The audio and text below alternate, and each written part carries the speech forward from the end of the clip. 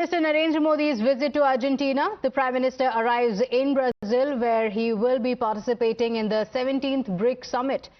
He received a grand welcome from the Indian community as he arrived in Rio de Janeiro for the BRICS summit, as members of the community greeted him with cultural performances, including a special dance that was themed on Operation Sindoor, India's anti-terror mission targeting the terror bases in Pakistan. Now let's talk about what's important in this visit. During this two-day summit, leaders of the BRICS countries, Brazil, Russia, India, China and South Africa will meet, and the Russian President Vladimir Putin and China's President Xi Jinping will be absent from these meetings, with their countries being represented by the foreign ministers. Now the spotlight will be firmly on Prime Minister Modi. Remember, Prime Minister Modi is going to be speaking about Operation Sindoor, and he will be speaking about cross-border terror as well. So India's message on terror is going to be very, very important. All eyes will be on Prime Minister Narendra Modi as well as the Brazilian President and the meeting that they hold. There are a multitude of issues that will be discussed in the BRICS summit, and let's talk about what is expected and what is going to be high on the agenda. Now, no doubt the partnership and cooperation among the global South nations is going to be top on the agenda, and cooperation among the global South nations is going to be the most significant of these meetings. But there will be discussions on the reforms in the global governance, as well as, and this is very, very important for India, coming just months after Operation Sindoor, the focus on counter-terrorism. Remember, the country is going to be speaking about terror emanating from Pakistan, and BRICS is likely to condemn the Pahalgam terror attack. Apart from that, there will be discussions on the ethical use of artificial intelligence. The Prime Minister has spoken about it often, saying artificial intelligence can be extremely useful, but it can be detrimental as well. So ethical use of artificial intelligence as well as climate action and global health are going to be on priority. Economic cooperation, now this is very, very significant as well. Remember, BRICS has also confirmed that there will be no alternate currency. The economic cooperation using national currencies is also going to be in focus.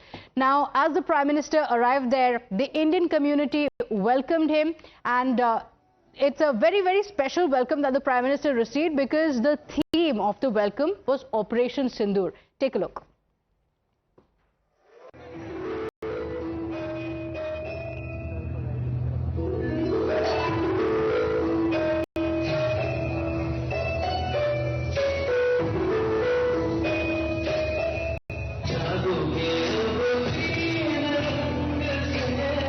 And ahead of the crucial summit, Times Now spoke to Brazil's ambassador to India to get a sense of what issues will dominate the talks. Listen in.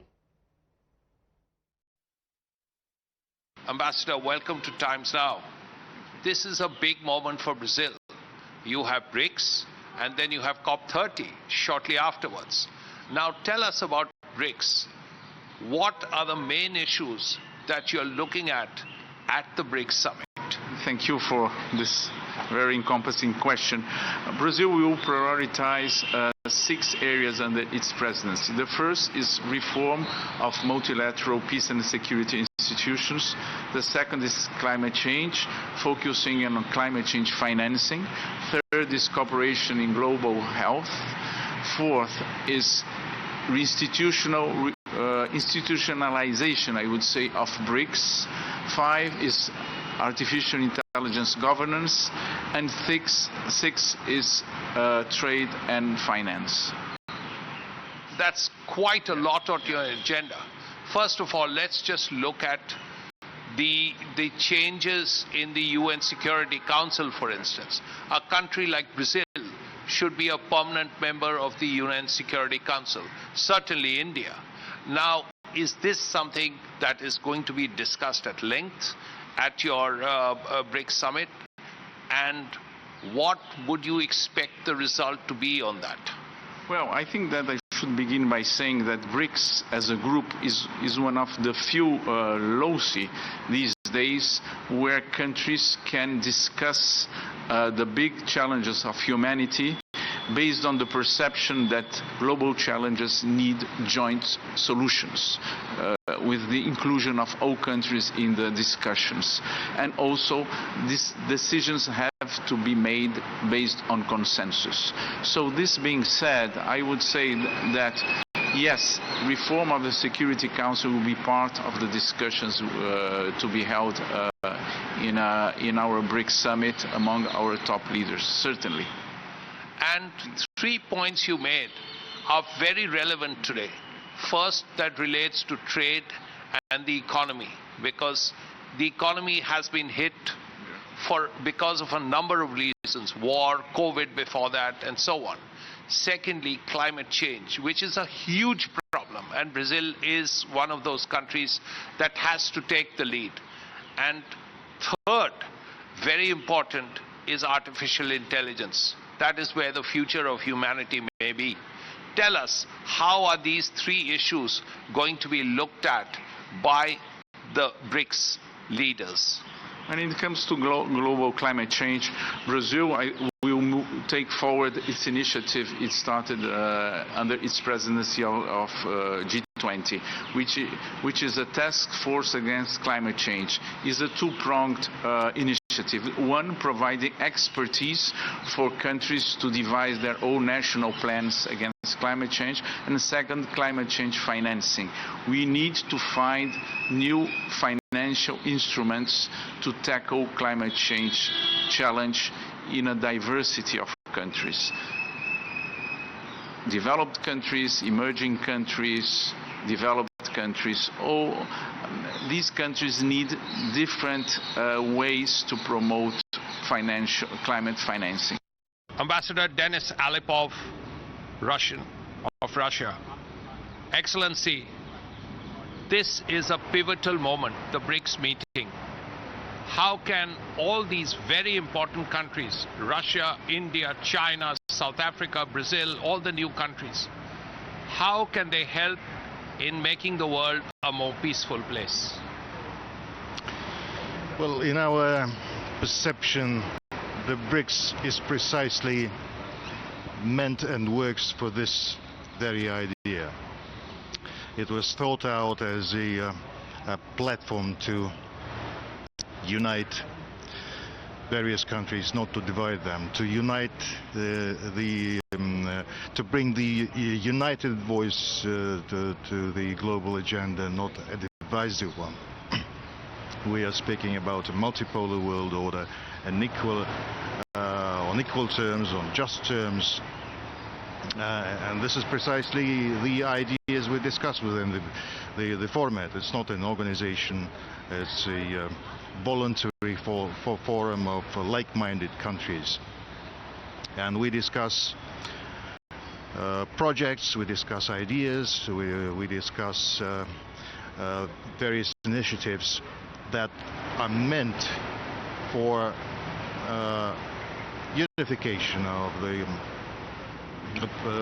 the countries of the globe, so that we can work together on common platforms and towards common solutions without the divisive lines. We offer inclusive agenda to the world, and this is very important. This is the gist of the platform, and there are a lot of tracks within 80 plus tracks on which we work and which we discuss, and this is a very substantial force. Though we are the newest member, but we never felt that we are new to the BRICS, because we have been working with all the southern countries throughout the past 6 decades, starting from the non-aligned movement and coming forward. So actually, though we are new, but we don't feel new, because all the principles that is BRICS based on, it is enshrined in our foreign policy. Collaboration is the name of the game, and especially within contemporary era and the contemporary challenges. But we believe that though that we have a lot of challenges coming in geopolitical challenges throughout the past years, we believe that it comes with hidden opportunities, and I think that BRICS can explore those hidden opportunities. You spoke about hidden opportunities, sir. And this is a time to make use of these opportunities at a time when the world has too many things on its plate. War, conflict, all kinds of terrorism. What can BRICS really do to ensure that the world becomes a more stable place? Well, what we call the 3 Ps. The P of peace, P of principles, P of prudence.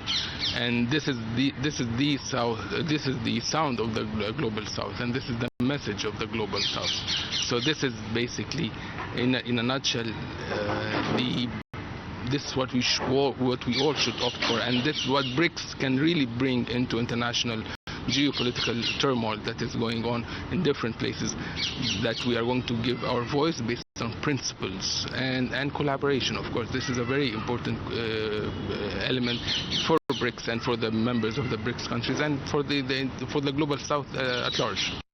Ambassador Ina Krishnamurthy, you're a new member of BRICS. What are your expectations this time? Do you see stronger economic cooperation and efforts to reduce tensions around the world? First and foremost, I would like to congratulate Brazil as the chair of the BRICS. So far, they've managed all the challenges in the world, and we do hope that during the summit, the joint statement or whatever outcome from the summit will be an assurance. So an assurance from the emerging economies, developing countries, that first, progress, development, economic development, it's based on fairness and justice. And second, all the conflicts will be reduced, or at least solution peacefully will be done in accordance with international law. Now, you heard the expectations from the summit. After attending BRICS summit in Rio de Janeiro, the Prime Minister will be heading to the capital city of Brasilia for the state visit. This will be the first state visit by an Indian Prime Minister to Brazil after 57 years. The Prime Minister will meet with the Brazilian President on the 8th of July to deepen the strategic partnership, and the two nations are likely to discuss defense, agriculture, climate change and various other issues. Counter-terrorism is also likely to dominate the agenda. A big moment coming up, BRICS, early in a few days. And BRICS can play a very major role in ensuring the world becomes a little less troubled. There is so much tension all around. Well, first of all, I'd like to congratulate Brazil for holding this chairship and for this whole year-long activities and the summit that's going to happen in Rio on the 6th and 7th. And I'm delighted that Honorable Prime Minister will also be leading the Indian delegation for the summit. Well, the deliberations, the discourse within the BRICS is very comprehensive, is represented by a diverse group of countries, big and small, and BRICS has expanded since its founding in 2009. Currently, yes, the geopolitics and the geopolitical tensions are now the center stage of discussions there, but countries are looking at consensus, convergence on those issues, and this will in turn build up to finding peaceful solutions to the conflicts that are going around. India, during its presidency of BRICS in 2021, had already got a declaration issued on behalf of BRICS on counterterrorism. And besides that, we are expecting that an MOU on counterterrorism will be signed between India and Brazil bilaterally during the state visit of Prime Minister. Well, the discussion will take place. The agenda is very clear, and you will get to know on 6th afternoon when the joint declaration comes out, which will be a very constructive one, as usual, with BRICS countries are collaborating with each other for almost 2 decades now. So all eyes will be on the defense cooperation between the two nations. In a big boost to Make in India, Brazil has expressed keen interest in acquiring some of the India-made defense equipment, including the Akash air defense system, which proved its mettle during the recent conflict with Pakistan. So let's take a look at what Brazil is looking at. Akash air defense systems, like we mentioned, is going to be top on priority. Apart from that, the coastal surveillance system as well as the Garuda artillery guns. So it's going to be a big boost for the Make in India products, the Atmanirbhar products, and the secure communication systems on battlefield and offshore patrol vessels, as well as partnership to maintain Scorpion-class submarines. Srinjoy Chaudhary continues to stay live with us. And Srinjoy, you spoke to several of the ambassadors. They spoke about the significance of BRICS that will speak about and take up the concerns of India on terror, as well as the global concerns on the tariff being imposed by the United States. But apart from BRICS summit, a lot of focus is also going to be on the bilateral that India is going to be holding. What's expected? You spoke about defense cooperation. Interestingly, in recent years, Brazil is the only country that has sent its army chief, navy chief, air force chief to India. All three in about 1 year and a little bit. No other country has done that. That itself is a sign that Brazil is keen on defense cooperation. Yes, you outlined all the products that the Brazilians are keen on. Artillery, Akash, offshore patrol vessels, surveillance systems, all of that is true. And Brazil says that India already uses the Embraer aeroplanes. Now those aeroplanes are used by the VVIP squadron. Now Embraer can also be used by the Air Force for a variety of purposes, for the as platforms for the eye in the sky. Now that is an option for India. What Brazil is saying is something unique. Let's do a swap, is what Brazil says. We give you our products, the stuff that you want, and you give us your products, the stuff that we want, naturally of equal value. Whether that will happen or not, we do not know. But at least that is something the Brazilians are at least talking about. Okay, all right. Srinjoy, let's also speak about the politics that's playing out in the country. Do stay with us. While on